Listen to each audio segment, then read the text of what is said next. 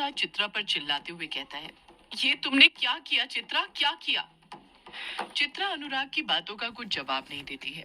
दोनों हाथों से अपना सिर पकड़कर रोती रहती है। चित्रा पहली बार अपनी आंखों के सामने अनुराग को रोते हुए देख रही थी। मर्द अपनी जिंदगी में तब रोता है जब वो अपना सब कुछ हार चुका होता है, पूरी तरह बर्बाद हो चुका होता है या अंदर से टूट चुका होता है। और चित्रा की इस हरकत से अनुराग भी बुरी तरह टूट चुका था। चित्रा को देखकर अनुराग को इतना गुस्सा आ रहा था कि उसका मन कर रहा था कि वो उसी वक्त एक करारा तमाचा चित्रा को कसकर खींचकर मार दे। पर वो जानता था, भले ही चित्रा ने जो भी किया हो, पर वो थी तो उसकी पत्नी ही ना, और वो अपनी पत्नी पर कभी हाथ नहीं उठा सकता था, हाथ उठाने की सोच भी नहीं सकता था। आखिर उससे वो प्यार जो करता था और जिससे हम प्यार करते हैं, उस पर कभी हाथ नहीं उठा सकते हैं। अनुराग मुट्ठी भींचते हुए अपने गुस्से पर काबू करते हुए चित्रा से कहता है, तुमने ऐसा क्यों किया चित्रा, क्यों? चित्रा रोती रहती है, कुछ नहीं कहती है।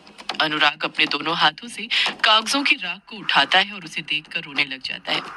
अनुराग के हाथ जल चुके थे, जिस पर कागजों की राख चिपकने लग गई थी। अनुराग के जले हुए हाथ देखकर चित्रा तुरंत अनुराग के हाथ को अपने हाथ में लेती है और उसके हाथों को चूमते हुए रोते हुए कहती है, ये क्या हो गया अनुराग? ये तुम्हारे हाथों को क्या हो गया? चित्रा अनुराग के हाथ को चूमती रहती है। चित्रा को देखकर अनुराग फिर से गुस्से से भरने लग जाता है। उसको याद आने लग जाता है कि चित्रा ने उसके साथ क्या किया है। अनुराग चित्रा के हाथ से अपने हाथ दूर खींचते हुए कहता है, छोड़ो मुझे चित्रा, तुम्हें मुझे छूने का कोई हक नहीं है, वो हक तुम गंवा चुकी हो। चित्रा अपने किए की माफी मांगते हुए कहती है, मुझे माफ कर दो अनुराग, मुझे माफ कर दो। अनुराग नाम में अपना सिर हिलाते हुए कहता है, मैं तुम्हें कभी माफ नहीं करूंगा चित्रा, कभी नहीं। अगले ही पल चित्रा को एहसास होता है कि उसने अनुराग की कई महीनों की मेहनत को एक झटके में बर्बाद कर दिया था। चित्रा को लगने लग जाता है जैसे उससे कोई बहुत बड़ी गलती हो गई हो। चित्रा अनुराग से माफी मांगते हुए रोते हुए कहती है, मुझसे गलती हो गई अनुराग, मुझे माफ कर दो। अनुराग पलट कर कहता है, तुमसे गलती नहीं हुई है चित्रा, बहुत बड़ी गलती हुई है। तुमने मेरी जिंदगी बर्बाद कर दी, मेरी अब तक की सारी मेहनत पर पानी फेर दिया तुमने। तुमने ऐसा क्यों किया चित्रा, क्यों किया? चित्रा लंबी लंबी आहें भरते हुए रोते हुए ही कहती है, मुझे पता है अनुराग, मैंने बहुत बड़ी गलती की है, पर ऐसा करना जरूरी था। अगर मैं ऐसा नहीं करती तो। इतना कहकर चित्रा खुद चुप हो जाती है। अनुराग चित्रा पर दबाव बनाते हुए कहता है, तो क्या, चुप क्यों हो गई चित्रा, बोलो, मैं कुछ पूछ रहा हूँ तुमसे, तुमने ऐसा क्यों किया? मेरी मेहनत को आग के हवाले क्यों कर दिया? मेरी कहानी की स्क्रिप्ट क्यों जलाई?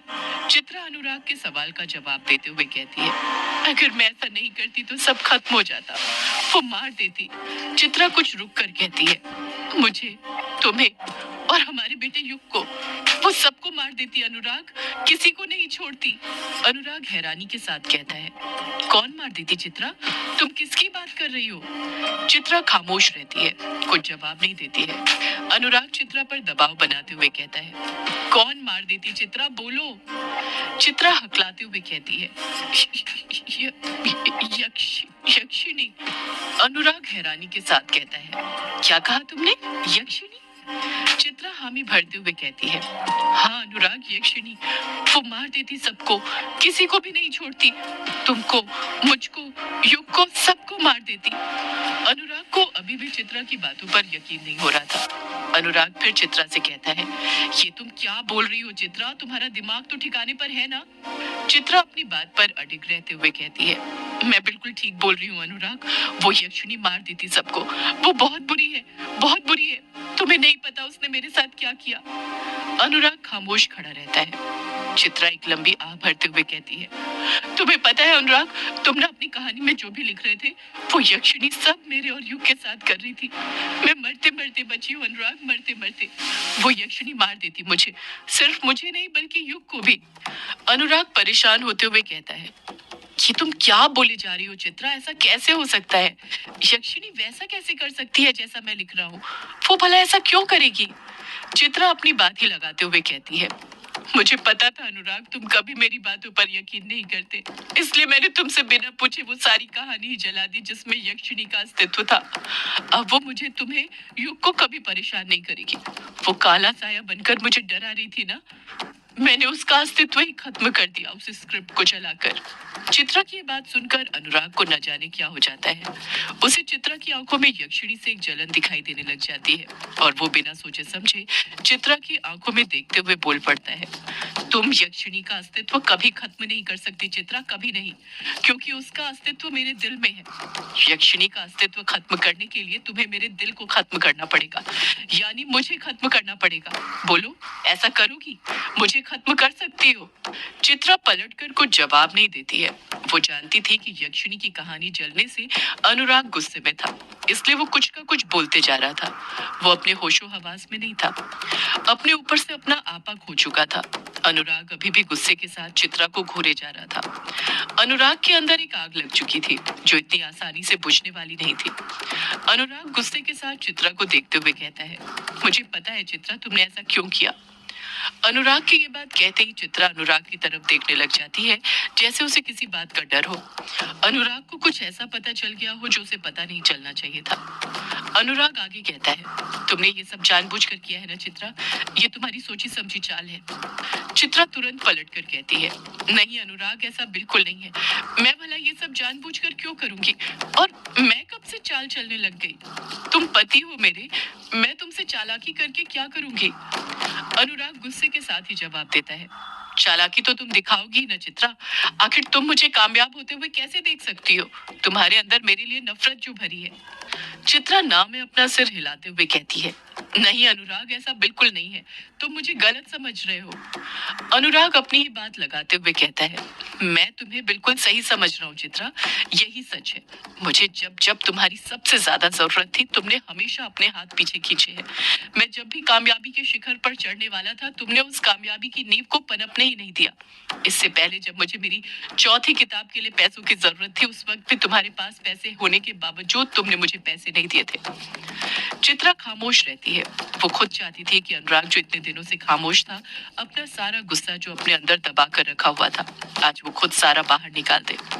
अनुराग अपनी बात को आगे जारी रखते हुए कहता है, तुमने हमेशा मुझे नीचा दिखाने की कोशिश की, मुझे मेरे सपनों से दूर करने की कोशिश की।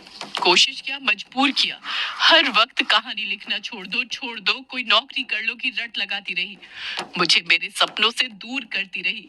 और आज जब मैं अपनी सालों की दिन रात मेहनत के बाद यहाँ तक पहुंचा, तो तुमने मेरी स्क्रिप्ट में आग लगा दी ताकि मैं ये कहानी पूरी ना कर पाऊं, ये जानते हुए भी कि पब्लिशर ने मुझे इस किताब के लिए 50,000 रुपए एडवांस दिए थे। तुमसे मेरी ये खुशी देखी नहीं गई ना, देखी भी कैसे जाती। तुम मुझसे और मेरी कहानियों से नफरत जो करती हो। चित्रा अपने बेगुनाह होने की गवाही देते हुए कहती है, नहीं अनुराग, जैसा तुम सोच रहे हो वैसा कुछ नहीं है। मैंने कहा ना, वो यक्षिणी, अब मैं तुम्हें कैसे समझाऊं, तुम्हारी इस कहानी की वजह से वो यक्षिणी मेरे पीछे। चित्रा अपनी बात पूरी करती उससे पहले ही अनुराग उसे बीच में टोकते हुए कहता है, तुम अभी भी झूठ बोल रही हो चित्रा। सच तो ये है कि यक्षिणी तुम्हारे नहीं बल्कि तुम यक्षिणी के पीछे पड़ी हो। तुम नफरत करती हो यक्षिणी से। उसी नफरत की आग में तुमने कागजों में आग लगा दी ताकि यक्षिणी की कहानी लोगों तक ना पहुंचे। तुम जलती हो उससे।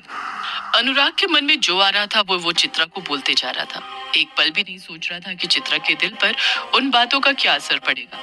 अनुराग अपने हाथों से अपने आंसू पोंछते हुए कहता है, मैं जानता हूँ चित्रा, तुम कभी नहीं चाहती थी कि मैं यक्षिणी की कहानी पूरी करूं और उसे पूरा करके कामयाबी के शिखर को हासिल करूं, पर मैं तुम्हारा ये सपना तोड़ कर रखूंगा, कामयाबी को हासिल करके रहूंगा। चित्रा रोते रहती है, कुछ नहीं कहती है।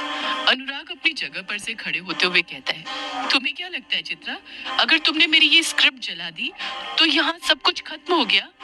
तुम कैसे भूल सकती हो चित्रा कि ये कहानी मैंने ही लिखी थी, और मैंने ये कहानी सिर्फ लिखी नहीं थी बल्कि इसे जिया भी था। यक्षिणी मेरी रूह में बस चुकी है और मैं इस कहानी को दोबारा लिख सकता हूँ। वक्त लगेगा पर तुम देखना, मैं इस कहानी को पूरा करके रहूंगा, चाहे कुछ भी हो, मुझे कोई नहीं रोक सकता है। इतना कहकर अनुराग वहां से जाने के लिए अपने कदम आगे बढ़ाने लग जाता है। जैसे ही अनुराग एक कदम आगे बढ़ाता है, चित्रा उसका हाथ पकड़ते हुए रोते हुए कहती है, अनुराग ऐसा कुछ नहीं है, शायद अनजाने में मुझसे बहुत बड़ी गलती हो गई, मुझे माफ कर दो। अनुराग चित्रा के हाथ से अपना हाथ छुड़ाते हुए कहता है, अनजाने में गलती हुई होती तो माफ भी कर देता चित्रा, पर तुमने ये सब कुछ जानबूझकर सोच समझ कर किया है। चित्रा रोते हुए फिर कहती है, ऐसा मत बोलो, मैंने तुम्हें बताया तो मैंने ये सब क्यों किया? तुम मेरी बात समझ क्यों नहीं रहे हो? अब मैं तुम्हें कैसे समझाऊं? अनुराग फिर कहता है, तुम्हें कुछ समझाने की कोई जरूरत नहीं है चित्रा। तुम्हें जो समझाना था मैं सब समझ चुका हूँ। अब तुम मेरी एक बात समझो। चित्रा खामोश रहती है। अनुराग अपनी बात को आगे जारी रखते हुए कहता है, तुम्हें पता है चित्रा, एक लेखक की रूह ना उसकी कहानी में बसी होती है। तुमने कागज जलाकर सिर्फ यक्षिणी की कहानी नहीं जलाई थी, बल्कि मेरी रूह जलाई थी। मैं तुम्हें कभी माफ नहीं कर सकता चित्रा, कभी नहीं। इतना कहकर अनुराग वहां से जाने लग जाता है। चित्रा रोते हुए फिर अनुराग को पुकारते हुए कहती है, अनुराग, अनुराग सुनो तो। अनुराग नहीं रुकता है, अपने कदम आगे बढ़ाते रहता है। चित्रा कुएं की पायरी पर बैठे बैठे ही अनुराग को पुकारते रहती है और अनुराग वहां से चला जाता है। वो उसकी आंखों के सामने से ओझल हो जाता है। चित्रा वहीं पर बैठे बैठे रोती रहती है। चित्रा खुद से रोते हुए कहती है, अब मैं अनुराग को कैसे समझाऊं? अगर मैं वो स्क्रिप्ट नहीं जलाती तो यक्षिणी युग को मार देती युग को बचाने के लिए स्क्रिप्ट को जलाना जरूरी था। अगले ही पल चित्रा को एहसास होता है कि उसने अनुराग का सालों पुराना सपना भी तोड़ दिया था। चित्रा रोते हुए ही खुद से कहती है, ये मैंने क्या कर दिया मैंने? खुद अपने हाथों से अपने पति का सपना। इतना कहकर चित्रा दहाड़े मार मार कर रोने लग जाती है। चित्रा अपने आप को ही कसूरवार ठहरा रही थी। कुएं की पायरी पर रोते रोते ही चित्रा की कब नींद लग जाती है उसे पता ही नहीं चलता है। दोपहर हो गई थी और चित्रा अभी तक कुएं के पास ही सो रही थी। उसे अपना कोई होशो हवास नहीं था। वो मधुशी के साथ सो रही थी। चित्रा सो ही रही थी कि तभी उसे एक फुसफुसाती हुई आवाज सुनाई देती है, चित्रा, चित्रा, चित्रा। चित्रा के कानों में बार बार ये आवाज सुनाई दे रही थी, जिस कारण उसकी नींद टूटने लग जाती है और उसकी आंख खुल जाती है। चित्रा उस आवाज को सुनते हुए खुद से कहती है, ये कैसी आवाज थी? चित्रा को फिर से किसी के पुकारने की आवाज सुनाई देती है, चित्रा, चित्रा, चित्रा। चित्रा उस आवाज को गौर से सुनते हुए कहती है, ये आवाज तो कुएं से आ रही है और ये आवाज तो बिल्कुल वैसी ही है जो मुझे उस दिन आ रही थी जब मैं किचन के अंदर थी। चित्रा तुरंत अपनी जगह पर से उठती है और कुएं के पास जाने लगती है। कुएं के अंदर से फिर किसी के फुसफुसाने की आवाज सुनाई देती है, चित्रा, चित्रा, चित्रा। सदियों से है पुरानी ये है यक्षिणी की कहानी। यक्षिणी एक आग है, यक्षिणी तेरा ख्वाब है।